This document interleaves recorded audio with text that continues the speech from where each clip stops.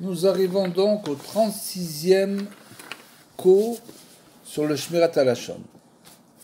Une forme d'avak Lashon Hara peut résulter de l'observance des lois du Lashon Hara. Alors l'avak Lashon Hara, comme on l'a expliqué, c'est la poussière de Lashon Hara, c'est-à-dire du Lashon Hara qui n'est pas direct. En disant par exemple qu'on préfère éviter de parler d'une certaine personne pour ne pas en dire du Lashon Hara. Donc c'est interdit. On ne peut pas dire « Ah non, cette personne, je ne préfère pas en parler ». On laisse entendre ainsi qu'on sait des choses peu flatteuses sur son compte. Donc il faut essayer de dire quelque chose, oui, ou bien on dit simplement « Je ne me souviens pas » ou « Je ne sais pas », non, je ne sais pas du tout, je ne suis pas au courant. Vous voyez ? Il vaut mieux dire ça que de dire « Ah non, cette personne, je ne préfère pas en parler ». Ça, c'est du avak lashon hara. Ça crée une mauvaise odeur, bien sûr. Donc, je ne préfère pas parler d'un tel est un commentaire péjoratif, donc. Le Sefer Ma'alat Amidot, nous continuons encore avec le Sefer Ma'alat Amidot, dit encore, lorsque les mécréants font de bonnes actions, Dieu leur donne leur salaire dans ce monde et réserve leur châtiment dans l'autre monde. Comme c'est bien connu que c'est bien expliqué dans le Derer Hashem du Ramchal, Chaim Luzzatto, que bien sûr, tous ceux où l'homme veut se diriger, on le pousse. Ça veut dire que si l'homme veut tout recevoir dans ce monde, à ce moment-là, il reçoit tout dans ce monde. Tout ce qu'on veut avoir dans ce monde, on l'obtient. Si l'homme veut vraiment quelque chose, il l'obtient. C'est tout. C'est le klal. Les gens ne comprennent pas ça.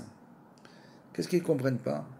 Ils ne comprennent pas que si des fois on n'obtient pas quelque chose, c'est qu'on ne veut pas vraiment, justement. Si on voulait vraiment cette chose, on l'obtiendrait.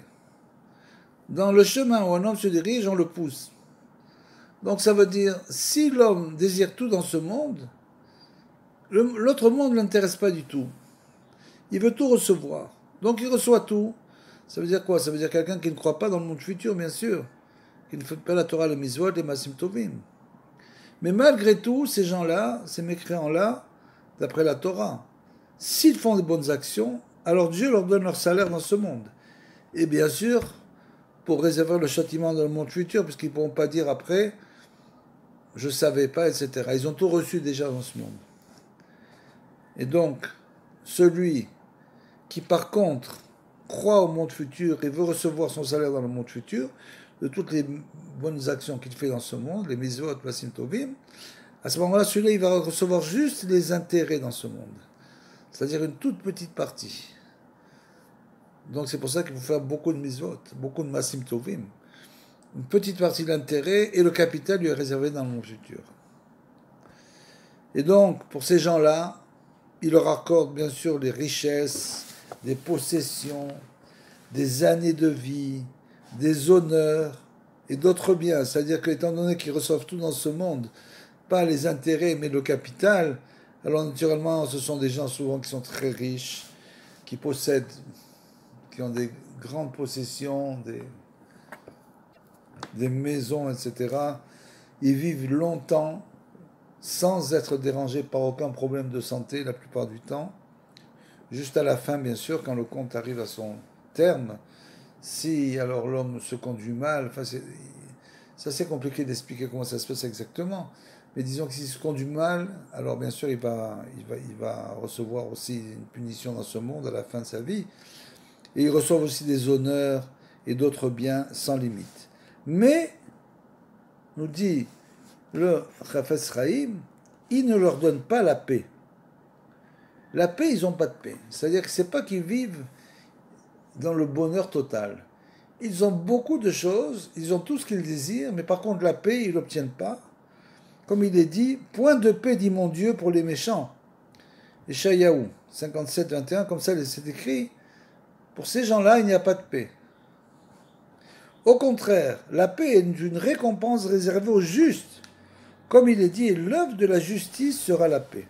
Ça veut dire qu'une personne qui, dans ce monde, poursuit la Torah, le mitzvot, la masim tovim, alors bien sûr, elle va finalement arriver malgré tout malgré qu'elle ne reçoit ici que les intérêts de tout ce qu'elle fait, elle va malgré tout arriver quand même à avoir la paix dans ce monde. Elle va se battre beaucoup, mais finalement elle arrivera à avoir la paix et l'œuvre de la justice sera la paix.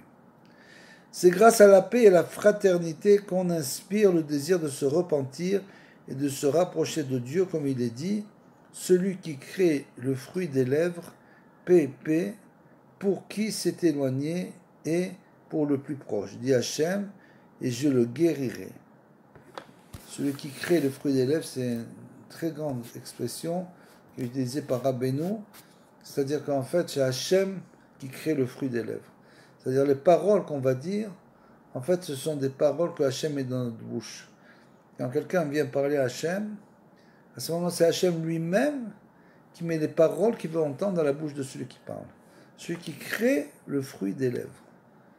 Paix pour celui qui s'est éloigné et pour le plus proche. Et dit Hachem, je le guérirai. La paix est précieuse, parce que la Torah parle au pluriel de tous les déplacements et de tous les campements des enfants d'Israël dans le désert, comme c'est écrit Veïsaou. Ils ont voyagé et ils ont campé, pour faire allusion à leur manque d'unité, puisqu'ils se déplaçaient sans arrêt. Mais lorsque les enfants d'Israël arrivèrent devant le Sinaï, la Torah dit Vayachan. Israël campa face à la montagne. Donc, tant qu'il y avait un manque d'unité, tous les problèmes qu'il y a eu dans le désert, bien sûr, alors c'était marqué au pluriel. Chacun des enfants d'Israël voyageait et campait en quelque sorte. Mais dès qu'ils sont arrivés au mont Sinaï, il est écrit Israël campa face à la montagne. C'est écrit dans Shemot 19.2, bien sûr, au singulier. À ce moment, le Saint béni soit-il déclara maintenant ils peuvent recevoir la Torah. C'est écrit dans Vaïkra Rabbah. Pourquoi? Parce qu'ils étaient tous unis d'un seul cœur pour recevoir la Torah.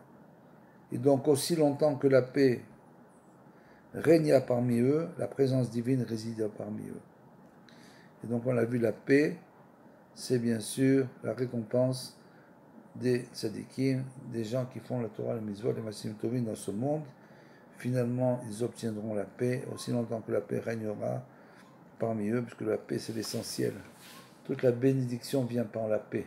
On sait que le plus grand ennemi de la bénédiction, c'est la marloquette, c'est la dispute. Il n'y a pas de plus grand ennemi que la dispute. Il faut donc éviter la dispute à tout prix. Et donc, aussi longtemps que la paix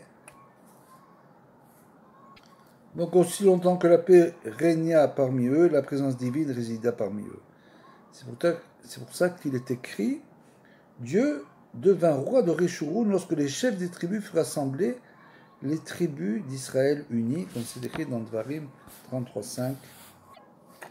C'est-à-dire, quand Dieu est-il vraiment le roi d'Israël, et quand fait-il résider sa présence parmi ses enfants, c'est lorsqu'ils sont unis. La paix est précieuse, car c'est grâce à elle que le monde subsiste. Comme disent les sages dans la Masechet Avot, le monde tient sur 3 qualités, 3 piliers, la justice, la vérité et la paix. Comme il est dit, rendez des sentences de vérité et de paix dans vos portes.